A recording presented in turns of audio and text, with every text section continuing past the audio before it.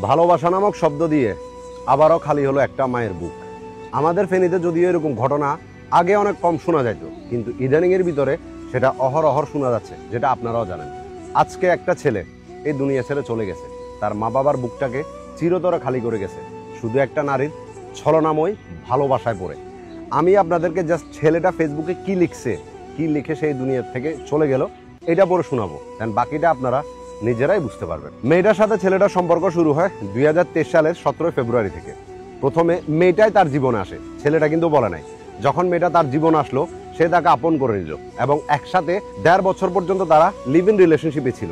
আর এর ভিতরে 1.5 বছরের মধ্যে তাদের মধ্যে 1,500 বার শারীরিক সম্পর্ক হয়েছে। কিন্তু এখন মেয়েটার পরিবার থেকে, মেয়েটার মা, মেয়েটার ভাই, তারা বলতেছে যে এগুলা নাকি মেয়ের সাথে জোর করে করছে। এখন ছেলেটার প্রশ্ন হলো যে জোর করে মানুষের সাথে 2-1 বার করা যায়, 1.5 বছর পর্যন্ত একটা মেয়ের সাথে সম্পর্কে থাকা অবস্থায় এমনটা কেমনে করা যায়? আর তোর মা, তোর ভাই, তারাই তো আমাকে যখন আমি তোর বাসায় যেতাম দরজা খুলে দিত।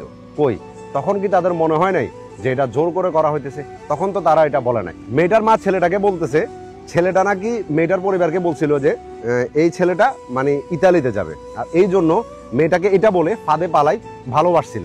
কিন্তু ছেলেটার দুঃখ হলো যে আমি তো তোর সাথে এমন কিছু করি নাই। সবার কথা বাদ দে, আমার মনের মধ্যে এটা ছিল যে সবাই যদি আমার বিরুদ্ধে চলে যায়, তুই আমার সাথে থাকবি, তুই আমার জন্য লড়াই করবি। তোর পরিবারকে মানানো দূরের কথা, সবার আগে যে তুই আমার সাথে পাল্টি মারবি, এটা কখনো আমি চিন্তা করি নাই। আমি তো তোর কাছে বেশি কিছু চাই নাই, তোর জন্য লয়াল ছিলাম।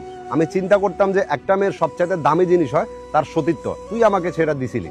আর এই জন্য ভাবছি যে জীবন ভর আমি তোর সাথে থাকবো, কিন্তু সেটা হয়তো হয়ে ওঠে নাই, কারণ তুই নিজে আমাকে ছেড়ে দিলি, আমার সাথে পাল্টি নিলি, যেটা আমি কখনো কল্পনা পর্যন্ত করি নাই। এখন যখন একটা টাকাওয়ালা পাত্রী পেলি, তোর ফ্যামিলির আগে তুই নিজে বিয়ে করার জন্য রাজি হয়ে গেলি। চিন্তার বিষয় এটা ছিল যে তোর মা আমাকে বলতেছে যে তোকে দরকার হলে 10 জায়গায় বিয়ে দেবে। কেন? উনি কি মেয়ে জন্ম দিছে, নাকি মেয়েকে নিয়ে ব্যবসা করার প্রস্তুতি নিতেছে? আর তুই আমাকে বললি যে আমি 1 সপ্তাহের মধ্যে ইতালি যাইতে হবে এবং ইতালিতে গিয়ে 1 বছর পর্যন্ত তোদের পরিবারকে আমি চালাতে হবে। আমি তো তোকে ভালোবাসছিলাম, তোকে টাকা দিয়ে কিনতে হবে, এটা আমার জানা ছিল না। এটা 100% সত্য কথা যে দুনিয়াতে ভালোবাসা বলতে কিছু নাই, টাকাই হলো সব। আর এটা বারবার প্রমাণিত হয়েছে। কেন করলি আমার সাথে এত নিষ্ঠুরতা? কোন কারণে? আমার এত সুন্দর স্বপ্ন দেখাইছিলি, তুই নিজে আমারে বলছিলি যে তুই তোর বান্ধবীর মতো টাকা পাগল হবি না, তুই তো আমারে ভালোবাসছিলি আর আমিও তোরে ভালোবাসছিলাম। আর আজকে এতদিন পরে যা তোর মনে হইতেছে যে তুই এগুলা সব ভুল করলি, এগুলা তো সব ভুল ছিল। ছেলেটা ফেসবুকে মেয়েটার সাথে সম্পর্কের শুরু থেকে নিয়ে সমস্ত ছবি ফেসবুকে আপলোড করছে, যেগুলো হয়তো এতক্ষণ অনেকজন মানুষ দেখে নিছেন। ওইখানে সে স্পষ্টভাবে একটা কথা বলছে যে মেয়েটার ভাইয়ের ফেস দেখেন, মেয়েটারকে দেখেন, মেয়েটার মা, সবার ছবি সে দিছে। কোন জিনিসটা আমি তাদের সাথে জোর করে করছি? কোনো জিনিসটাই। আর এগুলা কোনো এআই দিয়ে জেনারেট পিকচার না, এগুলা সম্পূর্ণ রিয়েল এবং প্রথম থেকে শেষ পর্যন্ত সম্পূর্ণ ইমেজই ছেলেটা ফেসবুকে আপলোড দিছে। ছেলেটা আর একটা কথা বলে যে যদি কোনো মেয়ের সাথে কোনো ছেলে একসাথে লিভ ইন রিলেশনশিপে থাকে বা তাদের মধ্যে অনেকবার শারীরিক সম্পর্ক হয়, এরপরও যদি ওই মেয়েটাকে ছেড়ে দেয়, তাহলে ওই ছেলেটার নামে 1000 হয়, সেগুলোর নাম থাকে কেস, যেটা কখনো কোনো মেয়ের ক্ষেত্রে হয় না। আমাকে শেষ করে দিলি, আমার বাঁচার উদ্দেশ্যটা আমার থেকে নিয়ে গেলি, এখন তোর নামে কি কোনো কেস হবে না? আমাদের দেশটা মেয়েদেরকে এতটা স্বাধীনতা দিছে যে তারা চাইলে হাজারো অন্যায় করবে, কিন্তু তাদের নামে কোনো করতে পারবে না। যেমন ধরো মামুনের কেস, মামুন ওই লায়লার সাথে এত বছর একটানা ছিল, লায়লা স্বইচ্ছা রাখছে। যখন মামুন তাকে ছেড়ে দিয়ে চলে গেছে, লায়লা তার নামে রেপ দিছে।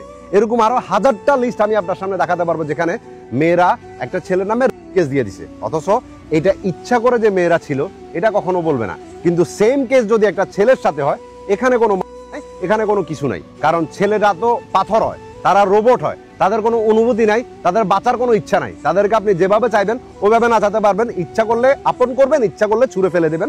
ওইটার জন্য আপনাকে না সমাজ কিছু বলবে, না দেশের আইন কিছু বলবে।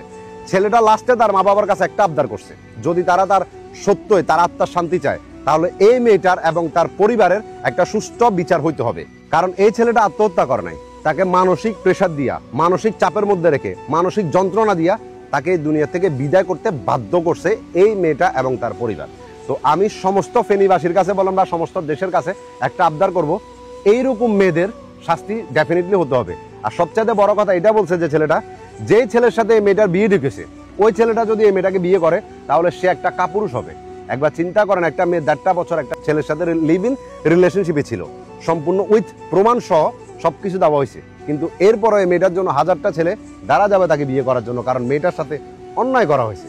আর এই ছেলেটা আজকে এই দুনিয়ার থেকে ছেড়ে চলে গেছে। সে তার মা বাবার কাছে মাপ চাইছে যে আল্লাহ পাক যাতে তার মতো সন্তান কোনো মা বাবাকে না দিক, কারণ সে তার মা বাবার জন্য কিছুই করতে পারে নাই। আমি একটা কথা বলি যে যেটা ছেলেটা করছে এটা 100% ভুল, ডেফিনেটলি এটা ভুল। তবে আপনাকে একটা কথা মানতে হবে যে মানসিক যন্ত্রণাটা দুনিয়াতে হাজার জনের কাছে আছে। হয়তো এটা কেউ সার্ভাইভ করতে পারে, কেউ পারে না। ছেলেটার জায়গায় যদি আপনি একবার যাইতেন, আপনি বুঝতে পারতেন যে সে কোন যন্ত্রণা দিয়ে গেছে। একটা কথা সবাই জানে, দুনিয়াতে বাঁচতে সবার ইচ্ছা করে, কিন্তু কিছু কিছু মানুষ তাদেরকে বাঁচতে দেয় না। ভালো থাকবেন।